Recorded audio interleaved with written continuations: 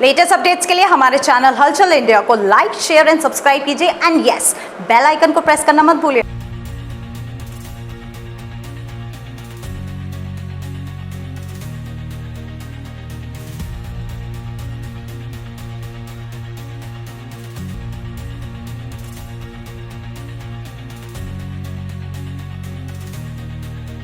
एक तरफ भाजपा सरकार लगातार यही कह रही है कि राहुल गांधी की जो 16 दिन की यात्रा है वोट चोरी को लेकर वो बिल्कुल निष्फल हुई है, बिल्कुल फेल हुई है। तो वहीं पर कांग्रेस आज यहां पर हस्ताक्षर अभियान चला रही है, जहां पर वोट चोर गद्दी छोड़ का नारा दे रही है और लोगों से यहां पर हस्ताक्षर करा रही है और उन हस्ताक्षरों को ऊपर राष्ट्रपति के पास भेजा जाएगा कि कितनी जनता मानती है कि वोट चोरी प्रकरण जो है वो बिल्कुल सच्चा है, वोट चोरी हो रही है। वहीं पर भाजपा सीधा राहुल गांधी पर निशाना साध रही है कि जो वोट चोरी है वो इंदिरा गांधी के समय में हुई है, वहीं पर वोट चोरी हुई थी। तो वहीं पर कांग्रेस के जिला अध्यक्ष कह रहे हैं कि वोट चोर गद्दी छोड़। जानेंगे इनसे इस अभियान में। सर, इस अभियान को जो आपने यहाँ पर 1 महीने के लिए कांग्रेस ने शुरू किया है, वोट चोर गद्दी छोड़, क्या दिखाना चाह रहे हैं इस चीज को, क्या साबित होगा इससे?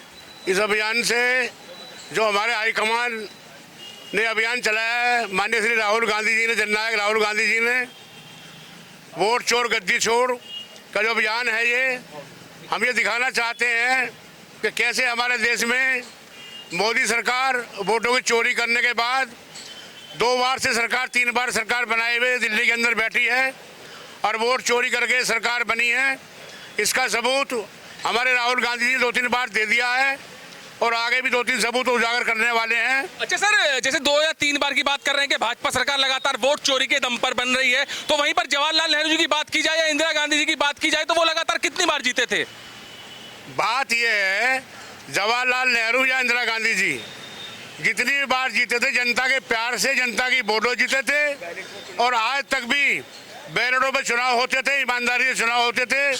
और कोई भी विपक्षी पार्टी ये साबित कर दे कि वोटों की चोरी हुई है या अल्पसंख्यकों की वोटों कटवाई गई हैं या हमारे जो भी दलित भाई उनकी वोट कटवाई गई हैं, ऐसा पहले कभी नहीं हुआ।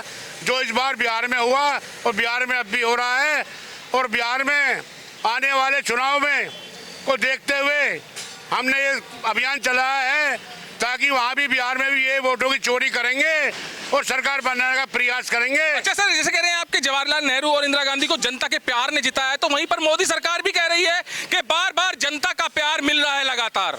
अगर जनता का प्यार इन्हें मिल रहा होता तो आज जनता इनके साथ होती। आज की तारीख में जनता इनके बिल्कुल भी साथ नहीं है और वोट चोर गद्दी छोड़ इस अभियान ने साबित कर दिया है कि जनता अगर इनके साथ होती तो ये जो उजागर हुआ है खेल, सारा जो इन्होंने किया है खेल, ये उजागर नहीं होता। अच्छा, भाजपा सीधे सीधे निशाना दाग रही है, कह रही है कि जो राहुल गांधी की यात्रा है वोट चोरी को लेकर, जो ये यात्रा है वो बिल्कुल फेल हुई है, फेलियर रहा है राहुल गांधी का। नहीं जी, वोट चोरी की जो यात्रा यही है, आपने करोड़ों की भीड़ के रूप में जो यात्रा राहुल जी की देखी है बिहार में, तो आप कैसे कह सकते हैं कि यात्रा फेल रही है? ये प्रोपेगेंडा विपक्ष का है जो यात्रा को फेल बता रहे हैं, लेकिन यात्रा फेल होने का मतलब ही नहीं है। लोग, बिहार की जनता ने जो प्यार दिया है, आने वाले समय में बिहार में भी हमारी सरकार बनेगी, 2027 में उत्तर प्रदेश में सरकार बनेगी और 2027 में ही दिल्ली में सरकार बनने के चांस हैं। अच्छा, भाजपा कह रही है कि राहुल गांधी लगातार जनता को गुमराह करने की कोशिश कर रहे हैं। राहुल गांधी जनता को गुमराह वैसे ही नहीं कर रहे हैं।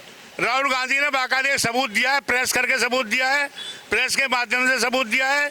जनता को खाली जवानी गुमराह नहीं कर रहे हैं वो, उन्होंने दिखाया कि ये चोरी हुई है और चोरी साबित की है और साबित करके दिखाई है।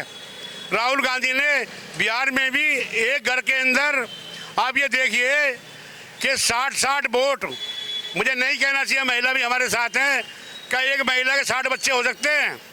एक घर में एक महिला के 60 बेटे दिखाए गए हैं और 60 बच्चे दिखाए गए हैं। उसी घर में 60 मेंबर दिखाए गए हैं, 60 वोट दिखाए गए हैं। किसकी वोट है ये? ये सब वोट चोरी का काम जो वहाँ पर हुआ है। कांग्रेस भाजपा पर आरोप लगा रही है और भाजपा कांग्रेस पर निशाना साध रही है वोट चोरी को लेकर के। इंदिरा गांधी के समय से ही वोट चोरी ये चालू हुई थी। कांग्रेस पार्टी निशाना साधने का काम नहीं करती है और कांग्रेस पार्टी कभी भी झूठा बयान नहीं देती है। कांग्रेस पार्टी साबित करके बताती है, साबित करके दिखा दिया है कि इन लोगों ने वोट चोरी की है। दूसरी बात, एक बड़ा सबूत और है, कुछ नियम ऐसे हैं जो अपने लिए और होते हैं, इनके लिए और होते हैं। मोदी जी ने कहा था कि 75 साल के बाद में रिटायरमेंट मैं ले लूँगा और हमारी पार्टी का कोई भी आदमी 75 के बाद में किसी पद पर नहीं रहेगा।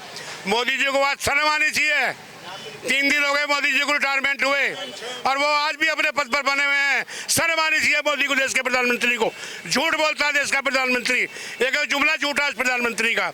वो झूठ बोलने का मोदी जी ने किया है और इसी पर तरह से झूठ बोलकर वोट चोरी करके आज सत्ता में बैठे हैं। आपके अनुसार क्या होना चाहिए रिटायरमेंट के बाद?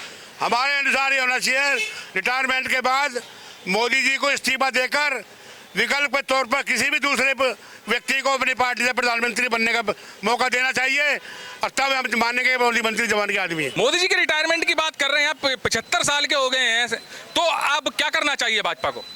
रिटायरमेंट का कानून नहीं, भाजपा को अपनी जवान पर रहना चाहिए।